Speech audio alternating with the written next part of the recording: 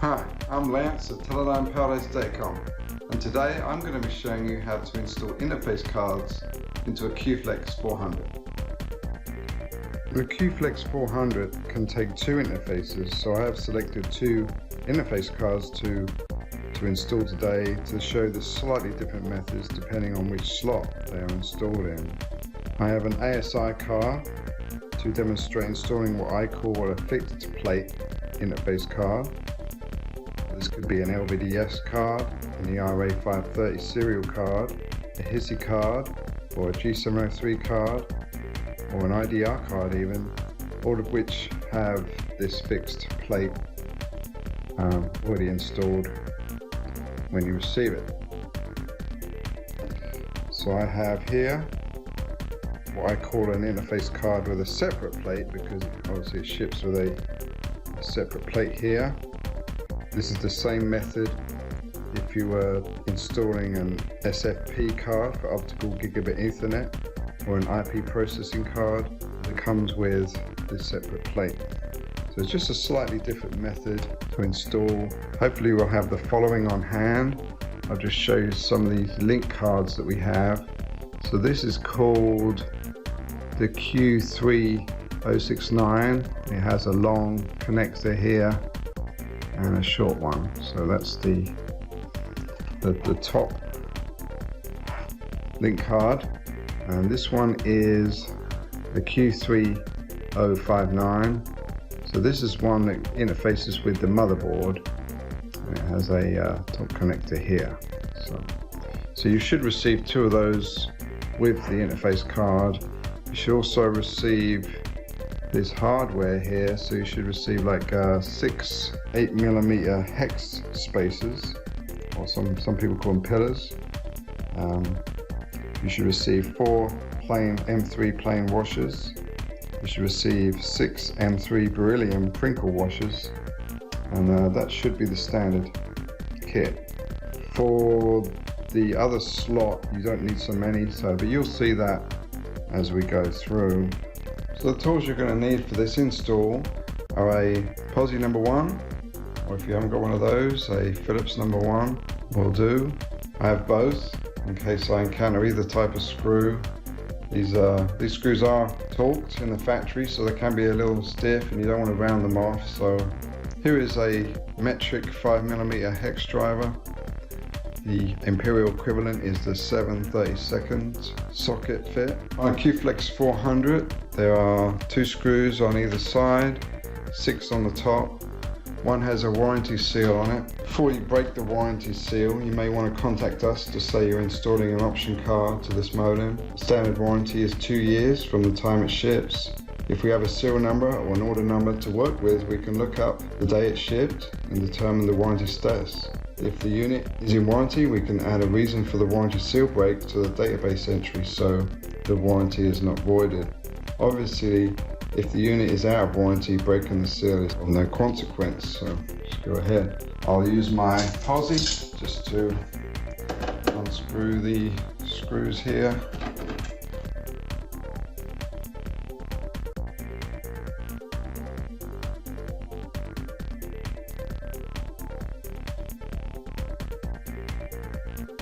So let's turn this modem to the back. We call this one slot 1, this one slot 2. So it takes 2 interface cards.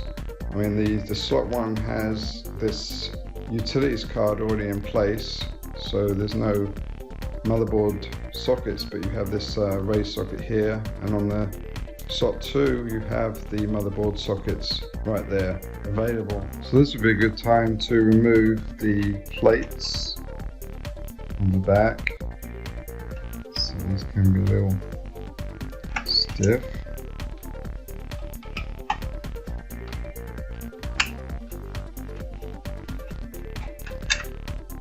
So keep the screws until later. We'll use those again.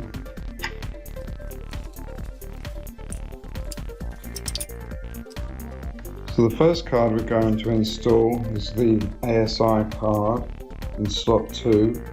So the first thing we do is remove these panhead screws here. Just leave the washers in place, we'll still use those. Just make sure you have your anti-static strap on in case you come into contact with the PCB or the card itself. So we're just going to install these 8mm spacers here, and this is where the link card will sit on top of the bottom link card. So this just slots in this way round, so you just firmly press it in. Okay. So the next 2 hex spacers are a little tricky because you're going to need to use plain washers to give it a little extra spacing. So what I normally do is I put the crinkle washer on, then the plain washer, and then another plain washer. So and then I screw that in.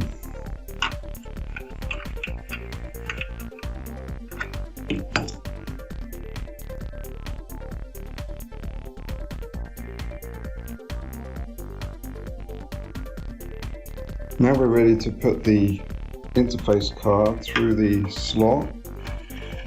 Careful to don't bash any components if it's a different type of card. Now once it's in place, we're going to need more hex spacers. So just put a crinkle washer on those.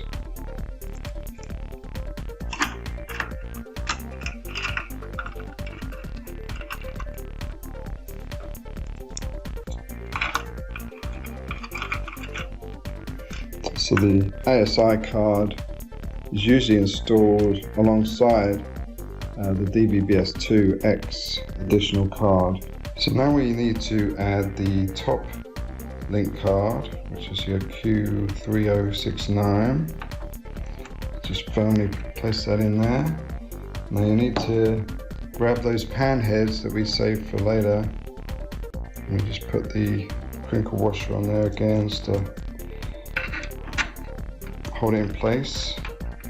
There's a mechanical vibration. Hold it there.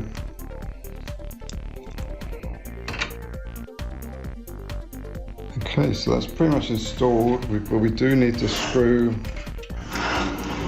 the plate in place. So we saved some M3 countersink screws earlier.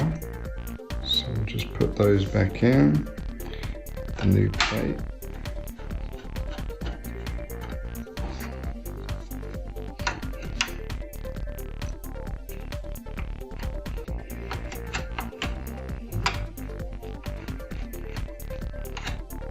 Okay, so that's installed. The next interface we're going to install is the Quad E1, and this comes with a plate. So we're going to install this plate first with the countersunk M3 screws we saved. And we took the plates out, so I'll just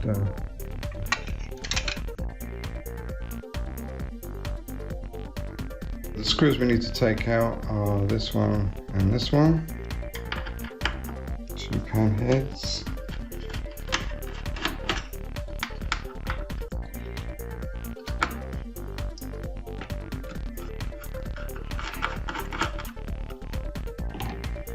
We need to take the washers away so we can reuse those.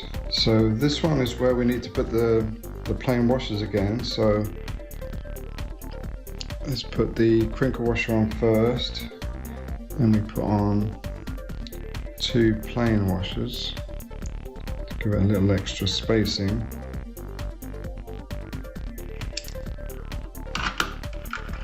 That's in there, nice and firm. So I'm just going to put the crinkle washer on there, plain,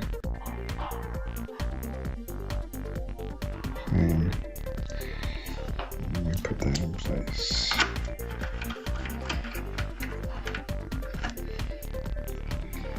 Okay, so now the way you put these cards is you slot it into the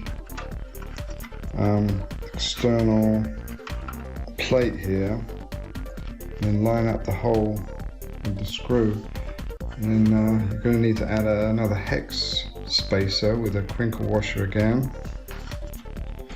So we just there.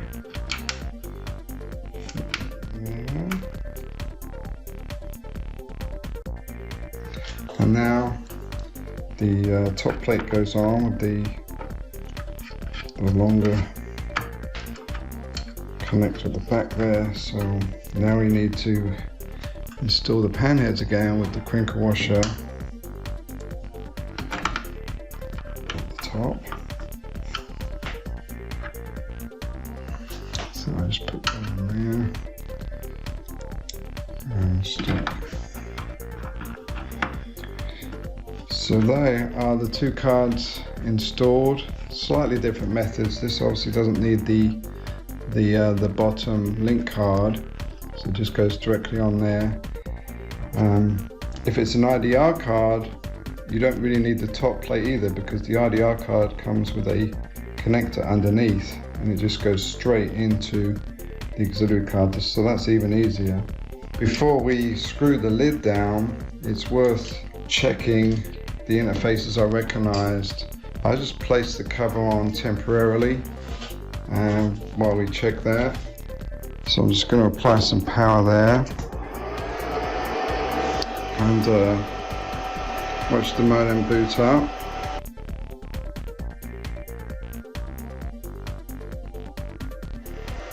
So with the modem now booted, we can now check to see if the operating system on the QFLEX 400 can recognize the interface cards. How you do that is you go to main, view, unit, manufacturing, and then you press down and you can see the cards here. So we have a Quad E1 card here and the ASI card here. So obviously you would want to see the ASI card paired with the DVB-S2X card as they go together. So now you can just screw down the lid and use the cards as you normally would, without any software keys needed or anything like that.